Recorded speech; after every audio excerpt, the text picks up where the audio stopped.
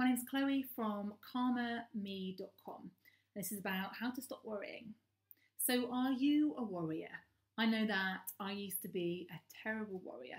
I remember being completely transfixed by worry, almost unable to focus on anything, constantly just coming back to the same issues, these kind of worries churning around my mind over and over again, and unable just to leave them alone.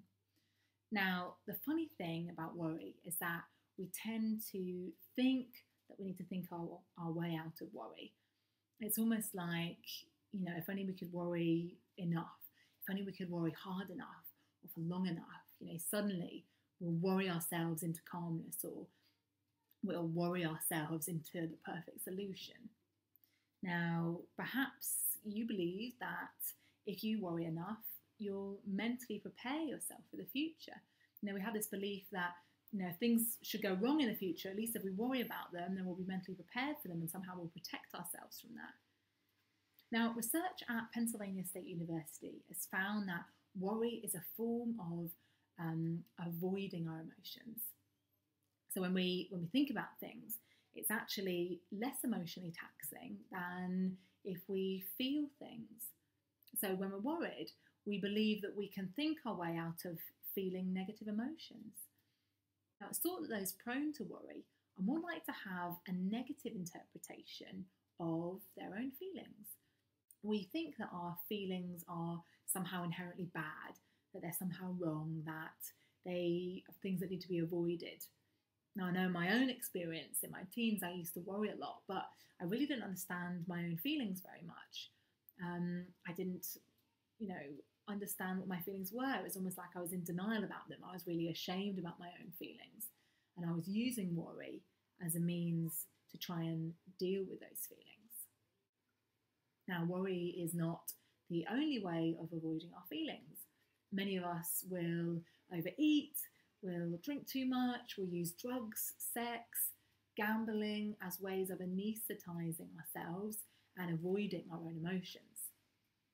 Now, while this may work very well in the very short term, the emotion is going to be there afterwards when it's all over. It's going to be screaming out for our attention all the more when that situation is over. Now, one way of tackling worry is to learn how to really listen to your emotions. Now, remember that your emotions are important and they're valid, and there's absolutely nothing to be ashamed of. Feelings of anger, of sadness, of anxiety, they're all really normal emotions, and they're just a part of the human experience. Now, Robert Leahy, author of Anxiety Free, Unravel Your Fears Before They Unravel You, says that a way to sort of tune into your emotions is to keep a journal. Just getting into the habit of writing down your feelings and your thoughts as you notice them throughout the day. Now, I recommend that a lot of my clients journal just by almost sort of writing a stream of consciousness each morning or evening, because it's such a great way of getting to know yourself more and understanding your own feelings and your own thought processes. Now, you could also try something like using an app to do this, to sort of track your emotions.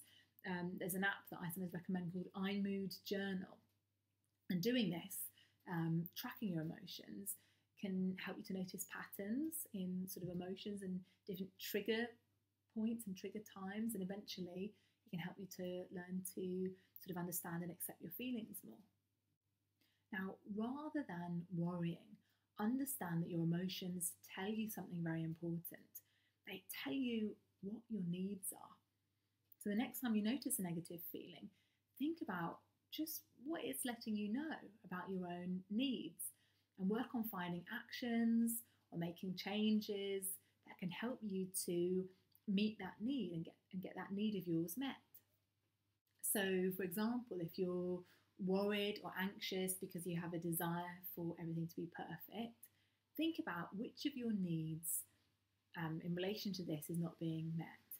Could it be that there's an issue with self-esteem or with self-acceptance that needs to be addressed? Do you perhaps need to work on being kinder and gentler and more compassionate with yourself? Another key point about worrying is that we tend to believe that it really serves a purpose, that it helps us to find solutions or perhaps it even protects us from, pain in the future. If we worry about something, if something bad does happen, that somehow mentally prepared for it. But actually, it's been shown that worry is often unnecessary and it's often not very constructive. And one of the reasons for that is because we tend to sort of go over the same things over and over in our heads again and again. Now, a problem is that many people are very ambivalent when it comes to worry. It's almost that it's so sort of endemic, it's so normal, the worry that we experience. It's become part of the furniture, and we can't see that it's not helpful. So one thing that you can do to help this is to write a list of the pros and the cons of worrying. Now, you might find that the cons massively outweigh the benefits. And really try and bear in mind that worrying doesn't actually help to take away the pain from the future. It just ruins our peace of mind in the present. Now, one other way of making sure that worrying doesn't sort of take over your life, as well as sort of making sure that the worrying is as constructive as it can be, is to create a worry time. Now, whenever you have a worry throughout the day, write that worry down and save it until later. Delay it until worry time.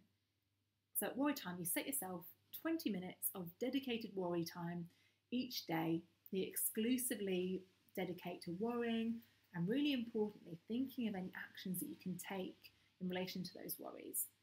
It's also important to make a note of any worries that you don't actually have any control over. There's nothing that you can do about. And these are the worries that it's important to work on accepting and letting go of.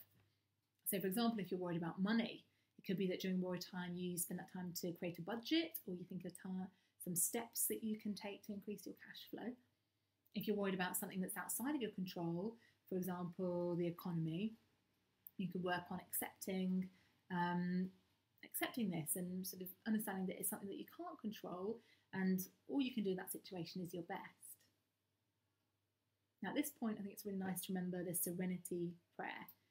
Give us the serenity to accept the things that can't be changed, the courage to change the things that can be changed, and the wisdom to know the difference. So I'd love to hear your thoughts on worry. What are the things that you worry about? And do you have any good techniques or strategies for overcoming that worry? Sign up to my newsletter at www.calmer-me.com to get free tips on feeling calmer, as well as your free relaxation MP3. Thanks very much for watching.